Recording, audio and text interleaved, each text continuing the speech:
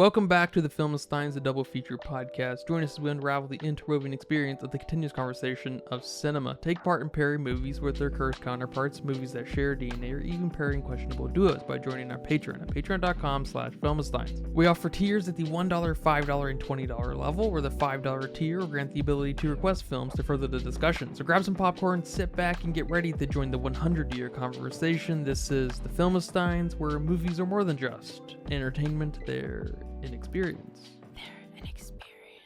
All around you.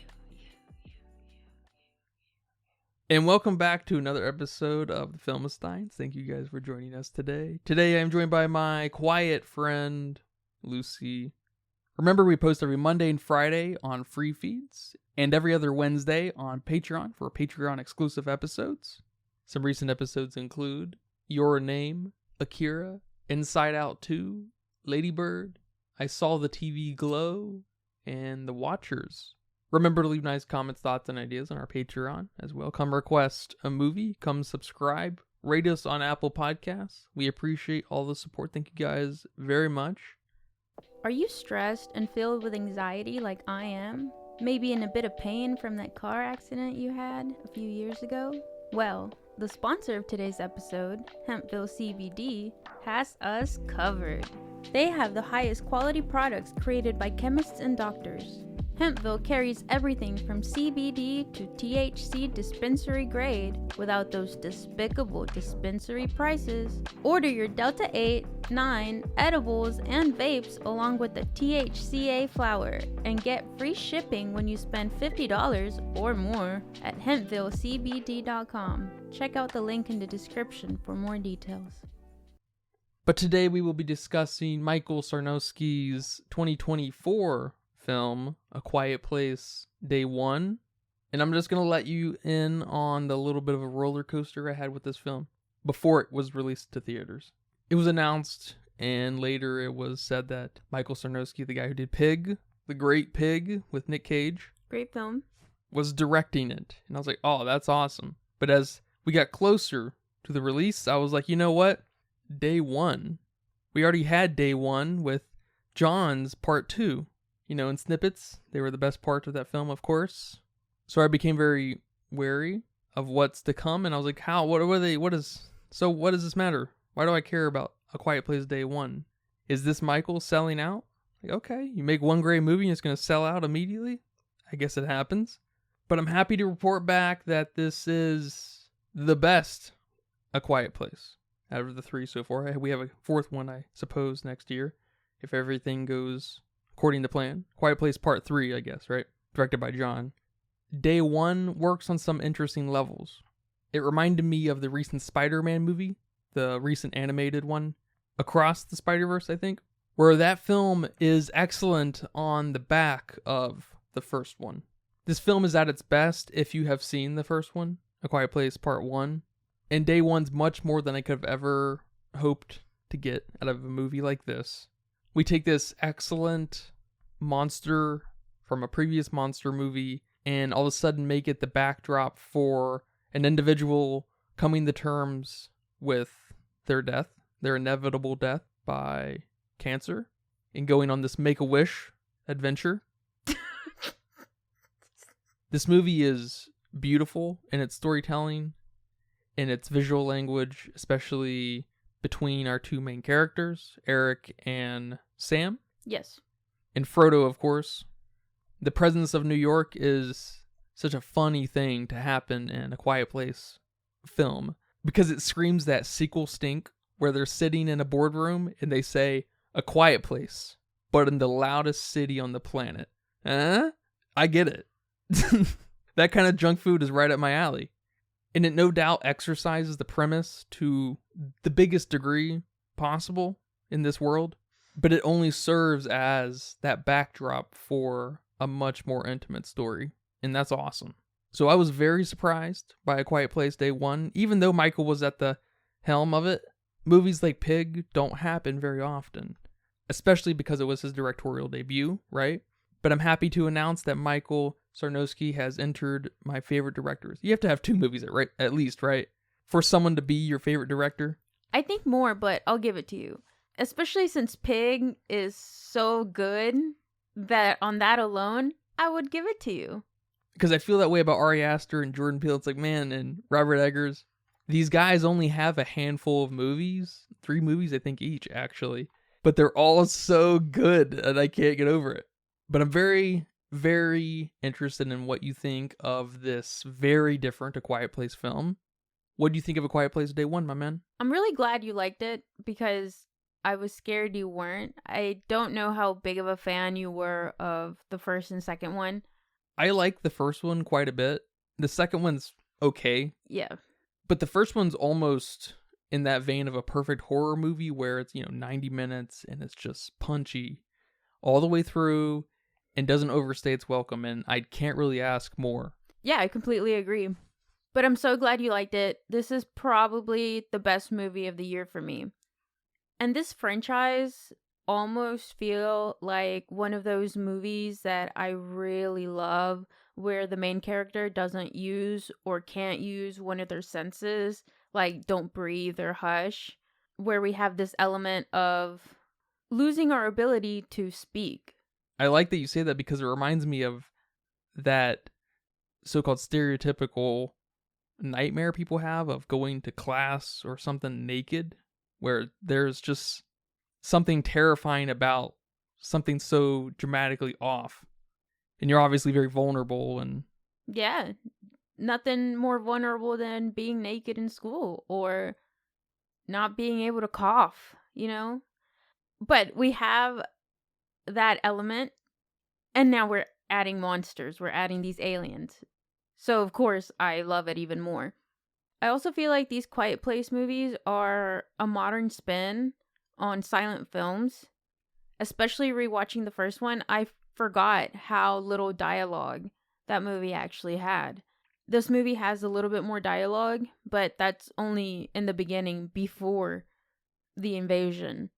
But I really love it. I love the idea here of grief and acceptance, whether you're a cancer patient, whether it's a family member dying, or an alien invasion. We all need to deal with our losses and keep surviving, whether that's as little as waking up every morning to actually, running for your life, fighting for your life. But I love that idea here. This movie had great jump scares. I mean, I lost count how many times I jump scared. There were some really good ones that I was not waiting for, and I love them. And I love the simple storytelling here, and you said it earlier, just how beautiful it was and how intimate it was. I mean, the storytelling in this movie was phenomenal.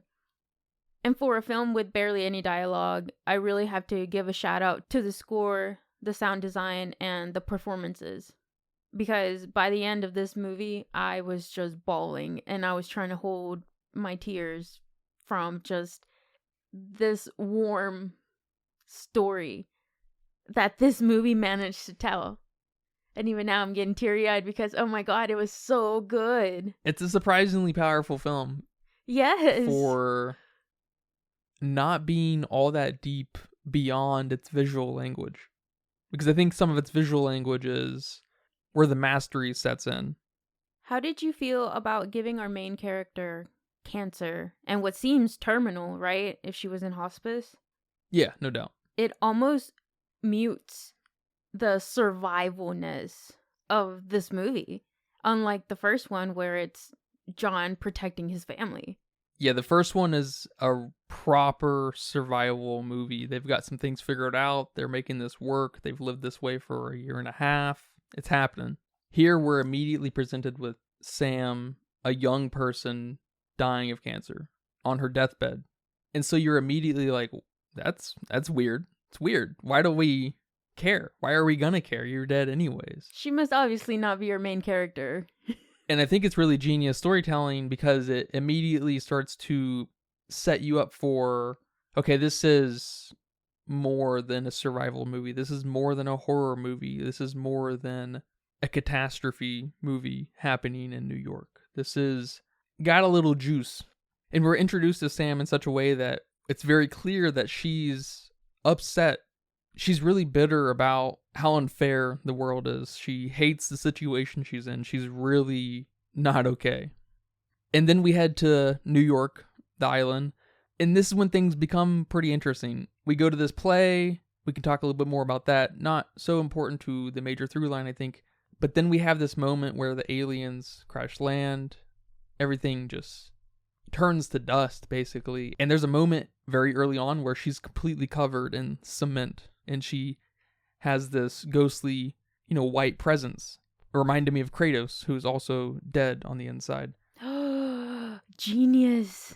This is when it was clear to me that this is not a story of dealing with these critters, these aliens, and, how to operate in New York City, the loudest place on the planet, whatever. This is the story of someone who is dying and is in intolerable spiritual pain. And then we spend the next, 70, 60 minutes watching Sam come to terms with that. And this is where the genius, I think, sets in. We have this backdrop of the Quiet Place aliens representing that pain and imminent death. So we all of a sudden have this dualistic story happening. Yes, we literally have an apocalyptic sized event wiping out humanity, but it's only there, as far as Sam's story goes, it's only there to represent the painful conclusion. Because I'm not sure at what point it was in the movie, but I said to myself, man, we're going to end up at a church, in a church, around religious people in some form. Which kind of makes sense because we have this rapture-oriented apocalyptic type thing. Seems a natural fit for these fallen angel-esque things coming out of the sky. But more importantly, we need that church setting. We need the presence of God to indicate how close Sam is to dying. And that's basically it in a nutshell. We just get great visual storytelling to wrap it up. That Sam comes to terms with her death and the death of the world. What a great parallel. Yeah, it's unbelievable.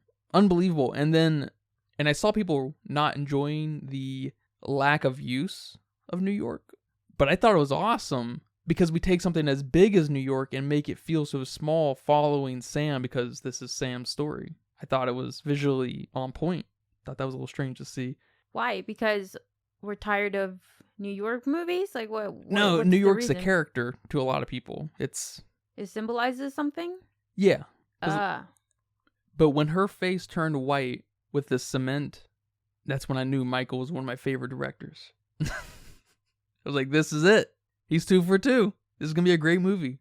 Yeah, no doubt. I didn't even really get that symbolism until you said that. And oh my God, that almost makes the moment where she's wiping it away more impactful because that's when she decided, I'm going to go get some pizza. I'm going to go to the one place that meant everything to me. I mean, it was awesome. Michael really knows how to be sentimental. He's definitely on the radar. One thing I like about Michael is he understands how important food is to us. If his next movie doesn't involve food in a significant way, I'm going to riot. And back to the point about this movie taking place in New York, it's almost crucial to start in a city like New York when we already had a, quote, another day one, but that was more of a rural area, maybe more of a suburban area. And now we're getting the perspective of a city, a loud city, the city that never sleeps or something. Yeah, I think that's what they say. So I was totally enamored with it taking place in New York. I know the number of people was just powerful in its own right. The quietness of New York is powerful in its own right. That's eerie as fuck. You see in movies all the time how people, can't sleep unless they hear the car alarms and the noises and the shouting. That's what New York is known for. It's loudness.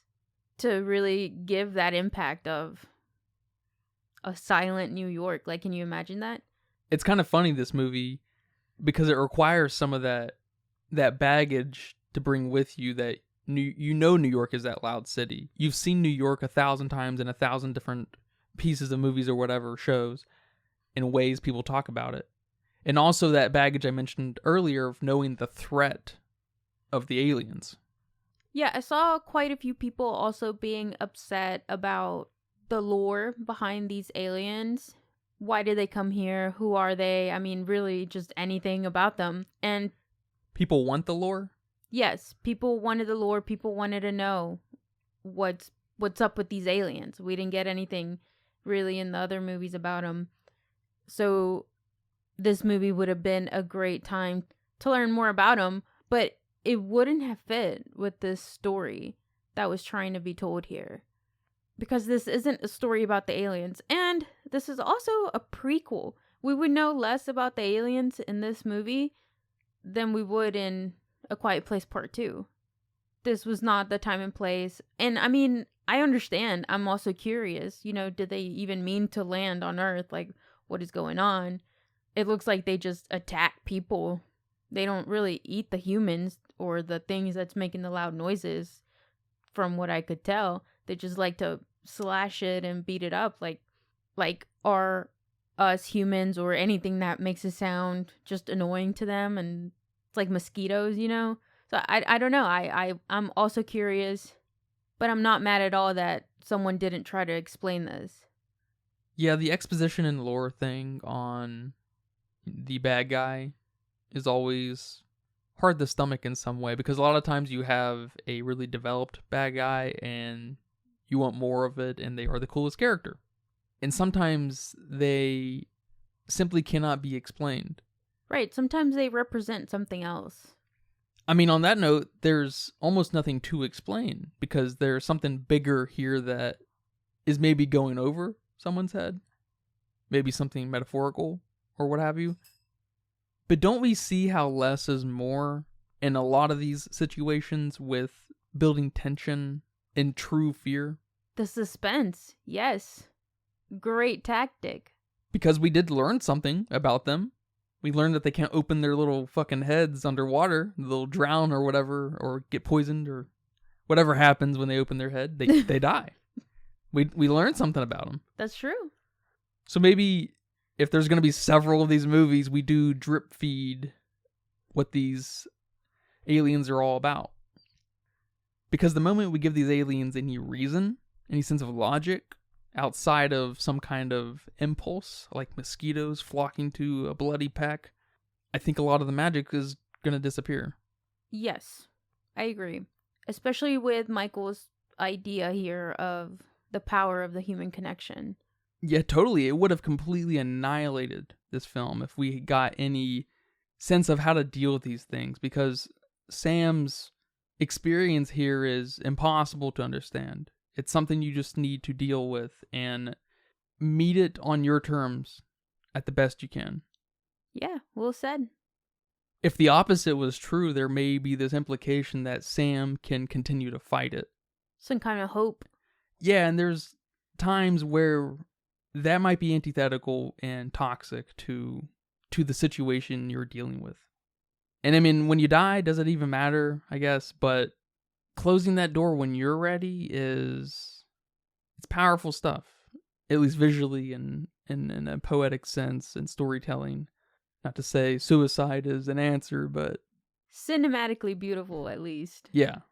Because there's no doubt I've thought about, is that really what they feel? Or is, if I'm ever in that situation, am I gonna deal with it like that? But at least in a movie, it's very well done. And hopeful. Maybe that's not how you were gonna feel, but because you watched whatever movie, you will now have the guts. Sure, and there's something very esoteric in it by nature and transcendent, in that what's happening on screen isn't literally also important, but the torment and pain and coming to terms with X, Y, and Z is what's important. The feels are important.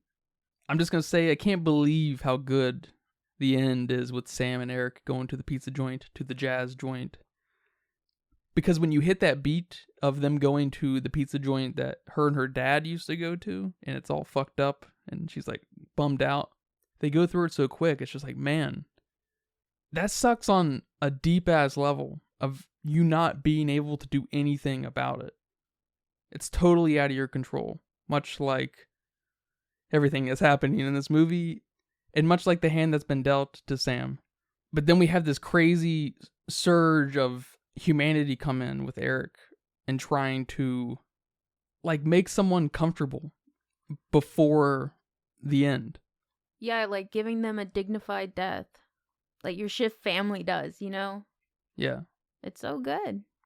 The star of this movie for me was Frodo.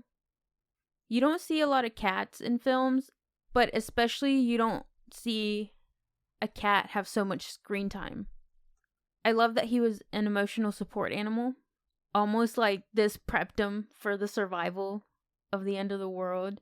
Being a good kitty, being a good boy. It was the best movie I have ever seen a kitty cat in. If you just Google what cats represent spiritually, you'll find that the cat spirit reminds you to trust your instincts and to listen to your subtle messages from your soul. Together you explore the mysteries and enigmatic aspects of your being. The cat spirit guides you to uncover hidden truths and to embrace the parts of yourself that may have been overlooked or misunderstood. You're telling me the cat is a symbol? People had a real hard time understanding the cat. Unless we're just having fun with it. Because a lot of the comments I saw were, how would a cat even survive this world? Or how would a cat stay still long enough? Those are the questions why we don't give too many answers of why the world is the way it is. Because when we provide too much exposition, it builds this case for idiots to ask stupid ass questions. Because the cat thriving in this world is not the fucking point. Yeah, then they proceed to say, well, I guess if we can have an alien invasion, we can have a cat stay still. It's like, yeah, you're not wrong. That's like those idiots saying, I don't like this movie because that could never happen. Yes. But then their favorite movie is like this crazy sci-fi 30 years in the future. Yeah. I loved it. I wish that in her letter at the end, and I'm sure we'll talk about the end in a little bit, but I wish that her letter at the end would have named him. Would have said, please take care of Frodo. Because she said, please take care of my cat. I just wish we would have named him. That would have felt more powerful and sentimental, giving him a name. I don't know if we actually said his name in the film, because I didn't know his name was Frodo until I saw the wiki page, but we do have very limited dialogue, so I must have missed it if we did. Yeah, I think the only time that it's mentioned is when she's holding him at the puppet show and that little boy is looking behind the seat at the cat, and she's like, hey, this is Frodo. And then the guy, the dad is like, I'm sorry. Yeah, okay. But I just wish that would have been included at the end. I was already bawling then, but if she would have named it, like, please take care of Frodo, like, giving him an identity, I would have lost it. I probably would have walked out with tears. There's something even more symbolic about that cat having the name Frodo. I'm not familiar enough with Lord of the Rings to know what that is, but that's very clear to me there is. Someone's getting something a little more out of this than me. Yeah, because I think Sam is also a character. Yeah, Sam is Frodo's best friend. Aww. Maybe it's just as simple as that. It might be, yeah. Aww, that's so cute. I'm not familiar with it either, so there was definitely something there. Michael was having fun with it. One of the things that bothered me a little bit walking out of the movie theater was, why did they bomb the bridges? Maybe more on a plot discrepancy here. I know it was to prevent the monsters from leaving the island, but I wasn't too sure on what they meant by that. If New York got attacked first because of how loud it is, if that was the main attraction. But did they crash land somewhere else? Or did they manage to leave the island? Those are good questions, good concerns. These are the kind of questions that you don't want to provide too many answers for because it opens up new stupid questions. This is not a stupid question because they need to help localize the threat, obviously, for the story. And I was thinking, hell yeah, I'd bomb those bridges. Because this is obviously a major threat for a place like New York. And so they're thinking, okay, maybe we can contain this because there's clearly thousands right here. Okay, they can't get in the water. they can't swim. We can contain this to some degree because we do see at the very beginning of this film, day 1 and part 2, that they crash landed in several places. Part 1 and part 2 take place in upstate New York, right? Yeah, I think you're right. Which makes sense, I guess, for the valleys and stuff. Where else is that? And tons of them obviously got off of the island because a lot of New York is not Manhattan, right? Yeah, I guess I'm not too familiar with New York geography. There's got to be some escape holes. But yeah, it left me very curious, especially knowing that we're going to have sequels. It seems like some exposition of these aliens is inevitable, especially with a part 3, some kind of dealing with them on some more sophisticated level. You know, at the end of part 2, they end up on an island, right? What do you think of that little alien crash landing space that Eric stumbles into when he's after Frodo at some point? Yeah, that sequence almost felt off because we don't really get a lot of the aliens, and now we're seeing their crash site. Maybe that's where they feed if they're not feeding on humans. The kitty cat was licking it, so he's about to become superhuman, turn into one of them. I don't know. But it was pretty cool visually. That did remind me, we also learned that they can communicate with each other. Oh, yeah, that's true. That's true. So maybe they're a little more advanced than mosquitoes. No, we're the mosquitoes to them. Oh. For sure. But yeah, that was a good sequence. I really liked that the cat got up on the railing and was just watching. If that's not something a cat would do, I don't know what it would do. And when the alien started crawling under them, I almost thought that cat was about to get on its back. Just because that's something my cat does, and that's just what I visualized, and it made me laugh. But he didn't, and I'm glad. I don't know how the alien would have reacted to that, because technically that's not a sound. So I don't know, but it was good. For a second there, I thought it was eggs. Yeah, it kind of gave the impression maybe they're bringing people back here, and they're turning to these aliens. They're eggs, they're reproducing. They're breeding, yeah. Maybe it's one of these drip-fed moments that I was mentioning, just giving some kind of strange level of texture to these critters. I didn't like it very much, but we were in and out pretty quick, and it didn't matter. It maybe helps retroactively build texture for John's trilogy of films. Yes, but we can't forget why Eric went there in the first place. To rescue Frodo, this creature that means so much to Sam. And Sam's in a church dying, so Frodo, being the support animal he is, he knew how significant Frodo coming back home was. The cinematography in this movie was amazing. This movie looked amazing. I don't understand why people are so mad about movies being filmed in New York, because it's such a beautiful city to film. It looks beautiful on camera. New York is so colorful.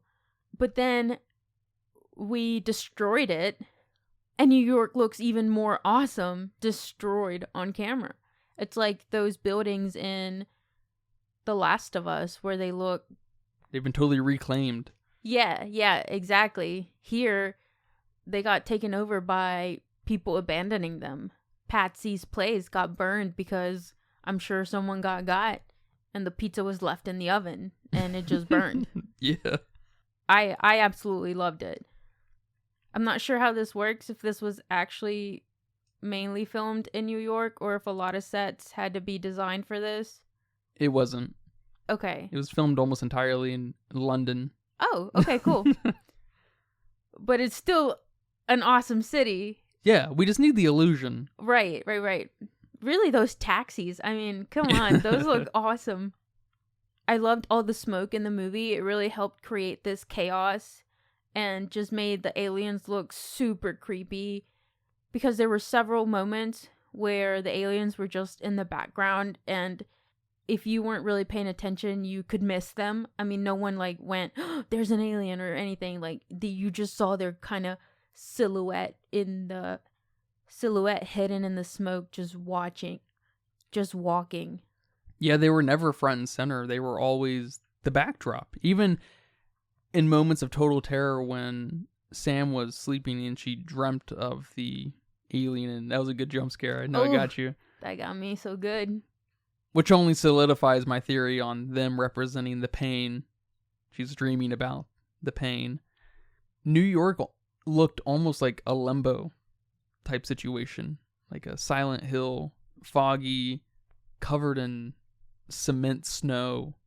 And especially when we had that moment of all those people entering the streets, just walking.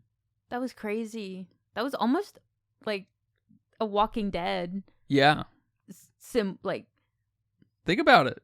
Yeah. It literally is a Walking Dead situation. These people are all in limbo. Yet she's going against the current. She's not ready to die. She hasn't accepted her fate.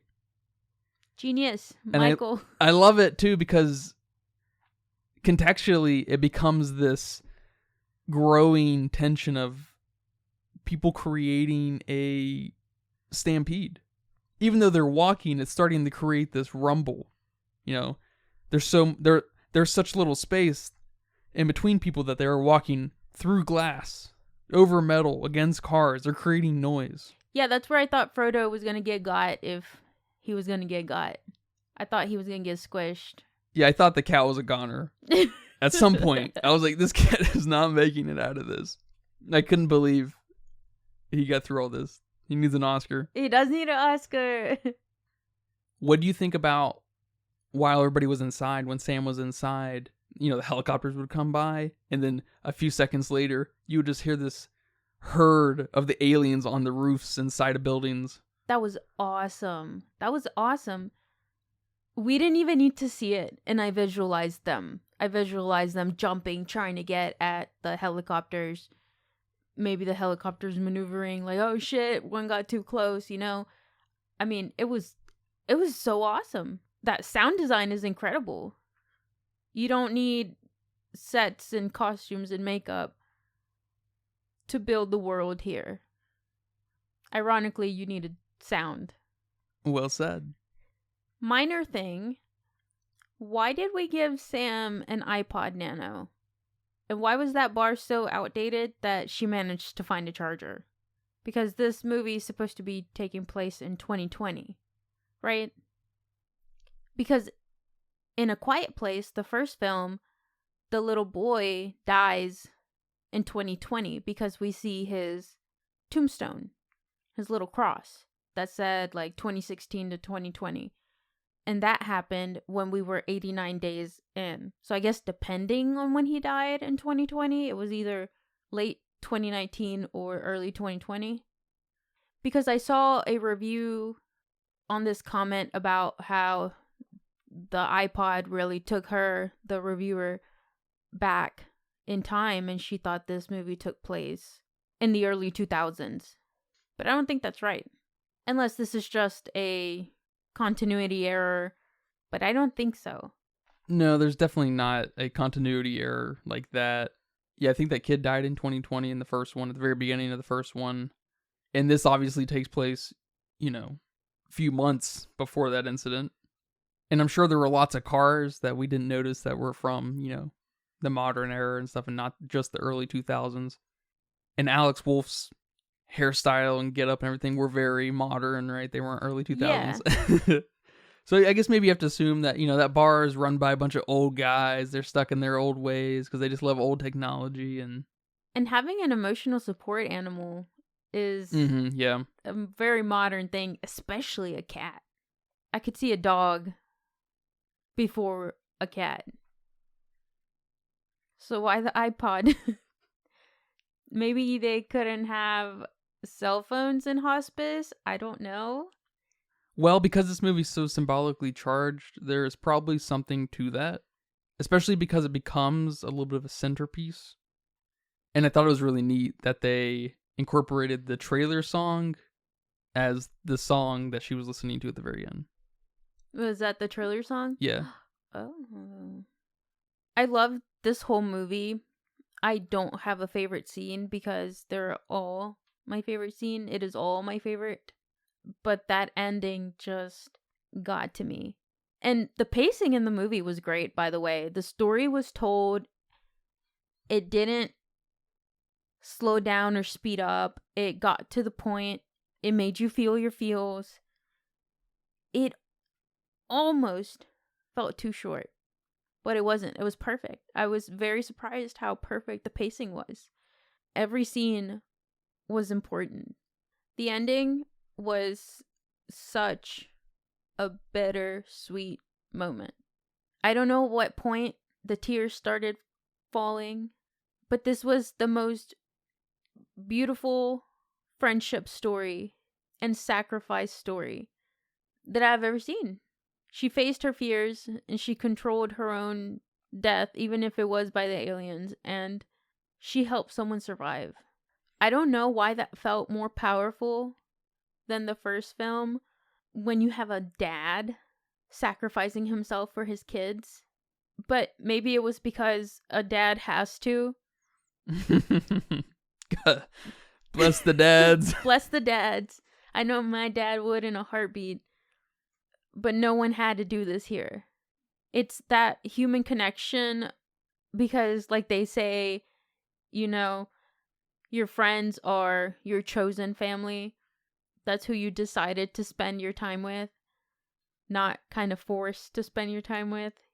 So it's almost more powerful in that way. But I was completely enamored with the ending. And then the song dropped.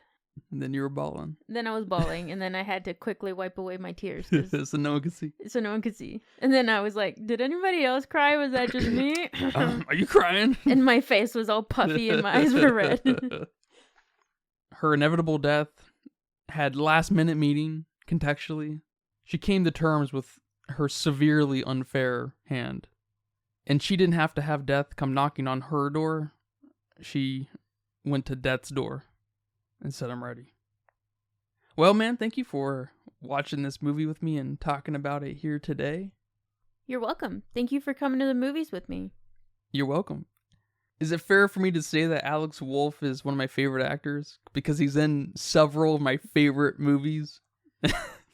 Is that how it works? Is he one of my favorites by default? That's funny. That's funny. I don't know. Maybe. And did you catch that Joseph Quinn, the guy who played Eric, is Eddie from Stranger Things? Yes, I was trying to place him the whole movie until I saw his wiki. I was like, oh, that's right, Eddie. Which he's one of my favorite characters in Stranger Things. He's the best part of the recent season. Yeah. Well, do you have a budget guess for me? My budget guess is $75 million.